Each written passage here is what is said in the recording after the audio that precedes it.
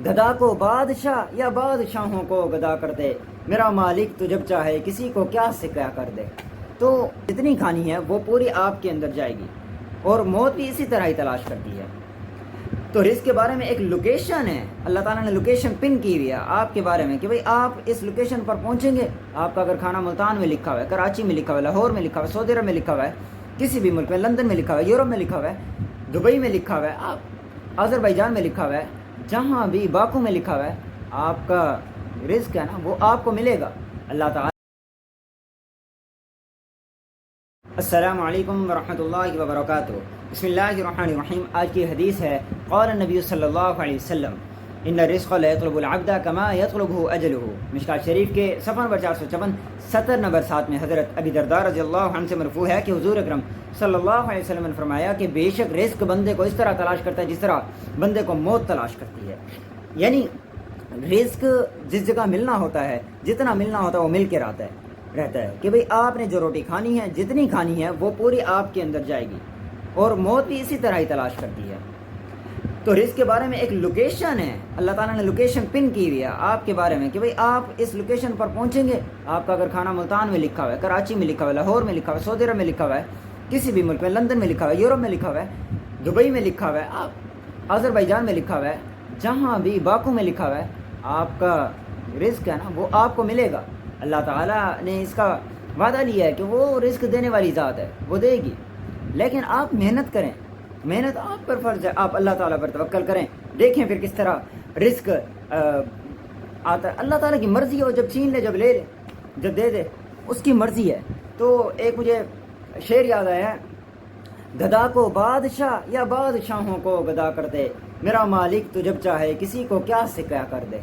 تو اس کی مرضی ہے، وہ کسی کو کیا سے کیا کر دے۔ آپ کون ہیں پوچھنے والے؟ آپ مایوس نہ ہوں، آپ محنت کو لگے رہیں، آپ اپنے کام کو لگے رہیں۔ رزق اللہ تعالیٰ کی ذات دے گا، وہ دینے والی ذات ہے، وہ دے کے رہے گا۔ آپ کھانے والے ہیں نا، آپ اس لوکیشن پر پہنچ کر بھی کھائیں گے۔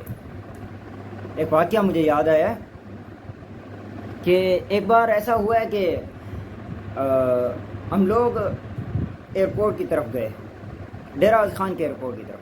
اب ایئرپورٹ کی طرف ہم صرف یعنی ٹھنڈی ہوا آتی، اس دن ہم نے کہا تھوڑی سخی سرور سے آتی ہوئی ٹھنڈی ہوا کی جھلک لیتے ہیں۔ ہم وہاں تک گئے، یقین کریں کہ ادھر ادھر جو آگے گلبر سفاری ہے اس کے ادھر ادھر کوئی ہوٹل نہیں ہے۔ ہمیں وہاں سے فون آیا گھر سے کہ بھی آگے کھانا کھا لیں۔ ہم نے کہا چلیں آ رہے ہیں۔ پھر ایسا ہوا کہ راستے میں کسی عام سے ہوٹل پہ بیٹھے، وہاں پہ کھانا کا سوچا، تھوڑا سا کھانا کھانے کا سوچا، وہیں پہ جو دال روٹی تھی وہ مل گئی۔ پھر ہم حیران ہوئے، اللہ تعالیٰ دیکھ، وہ ٹھنڈی ہوا تو ایک بہانہ بنا، لوکیشن تھی، لگی ہوئی تھی، یہاں تک آئیں گے، کھانا کھائیں گے، پھر ہی واپس جائیں گے۔ کھانا تو ضروری تھا، وہ اللہ تعالیٰ نے آپ کو بھیجنا ہے، اللہ تعالیٰ نے آپ کو دینا ہے، اس کا نظام ہے۔ موت بھی جس جگہ پہ لکھی ہوئی ہوتی ہے نا، اسی جگہ پہ آتی ہے۔ تو رزق کی یہ اللہ تعالیٰ کسی کو زیادہ دے کے آزماتا ہے، کسی کو کم دے کے آزماتا ہے۔ ہر مشکل میں، آسانی میں اللہ تعالیٰ کو یاد کریں اور الحمدللہ کہیں۔ غالباً امام اعظم ابو حنیفہ رحمۃ اللہ علیہ کے بارے میں آتا ہے کہ ان کا ایک کپڑے کا بحری جہاز آ رہا تھا، کپڑوں کا لادا ہوا مال آ رہا تھا۔ تو کسی نے ان کو آ کے بتایا کہ آپ کا جو بحری جہاز تھا وہ ڈوب چکا ہے۔ تو وہ کہتے ہیں الحمدللہ۔ اب لوگ حیران ہوئے لیکن چلے گئے۔ پھر انہیں معلوم ہوا کہ وہ ان کا جہاز نہیں تھا، وہ کسی اور کا ڈوب چکا۔ وہ واپس آئیں تو ان کو بتایا کہ آپ کا نہیں تھا، وہ کسی اور کا تھا، آپ کا جہاز باقی ہے۔ تو انہوں نے کہا الحمدللہ۔ تو ان کا سوال بنتا تھا، وہ کہتے ہیں آپ دونوں معاملات میں الحمدللہ کہہ رہے ہیں، خیریت ہے؟ جب ہم نے کہا کہ مال چلا گیا ہے پھر الحمدللہ، جب کا مال ہے پڑا تب الحمدللہ۔ کہتے ہیں پہلا الحمدللہ میرا اس لیے تھا، جب آپ نے آ کر خبر سنائی تو میرے دل کو تھوڑی سی بھی درار نہیں آئی، تھوڑی سی بھی مایوسی نہیں آئی۔ تو میں نے کہا یہ دل غافل نہیں ہوا خدا سے، خدا کے نبی سے، وہ اپنے جگہ پر قائم ہے۔ وہ اگر دین کے معاملات میں بالکل افسردہ نہیں ہوا، وہ اس معاملات میں کہ بھی میری کوئی چیز نقصان ہو گیا ہے، تو میں نے الحمدللہ کہا اللہ تعالیٰ شکر ہے، دنیا کی محبت ہے ہی نہیں۔ لیکن جب دوبارہ آئے تو اس بات پہ الحمدللہ کہا کہ چلو بچ گیا، ٹھیک ہے اب بچ گیا تو اس پر بھی الحمدللہ تمام تعریفیں اللہ تعالیٰ کے لیے، الحمدللہ ہر حالت میں کرنا چاہیے۔ تو رزق اور موت اپنی جگہ پر آئے گی۔ آپ اگر سوچ رہے ہیں کہ زلزلہ آ رہا ہے، آپ اگر سوچ رہے ہیں سیلاب آ رہا ہے، آپ اس جگہ کو چھوڑ کے جائیں گے، آپ نے یہ جانا ضروری ہے، بچنا ضروری ہے۔ یہ اللہ تعالیٰ نے یہ جو عذاب اللہ تعالیٰ معاف فرمائے، آج کل تو کچھ زیادہ آ رہے ہیں، یہ ہمارے گناہ ہیں، ہم لوگ غلط راستے پہ چل پڑے ہیں۔ تو اگر ان معاملات میں اگر خود کو بچائیں یہ تو اچھی بات ہے، لیکن کبھی کبھی ایسا ہوتا ہے کہ اندر سے باہر جانے کا راستہ ہی نہیں ملتا، پہلے ہی بندہ وہیں گر جاتا ہے۔ وہ اللہ تعالیٰ کی مرضی ہوتی ہے، اللہ تعالیٰ نے کہاں کس کی جان لینی ہے یہ صرف وہ رب جانتا ہے، اس رب کو معلوم ہے، وہ جان لے گا دے گا۔ وہ بچے پیدا بھی کر رہا ہے، وہ لوگوں کی جان لے کر قبر تک بھی پہنچا رہا ہے، اس کا کام ہے۔ وہ اپنے ایک مقررہ وقت تو ہے نا، تقدیر میں لکھا ہوا ہے۔ تو ایک واقعہ رزق کا اور ایک موت کا واقعہ سنا کر میں اجازت چاہتا ہوں۔ فارسی کی کتاب میں آیا کہ ایک طالب علم کے بارے میں آتا ہے کہ اس نے جب پڑھا کہ رزق زبردستی پہنچتا ہے، یہ طالب علم جو ہوتا ہے نا تھوڑے شرارتی ہوتے ہیں، تو وہ کہتا ہے آج دیکھتا ہوں اللہ تعالیٰ مجھے کیسے رزق کھلاتے ہیں۔ بھاگ گیا وہ، راستے میں قبرستان آیا، قبرستان میں ایک قبر کے ساتھ مٹھائی پڑی ہوئی تھی، تو اس نے مٹھائی نہیں کھائی، بھاگنا شروع کر دیا۔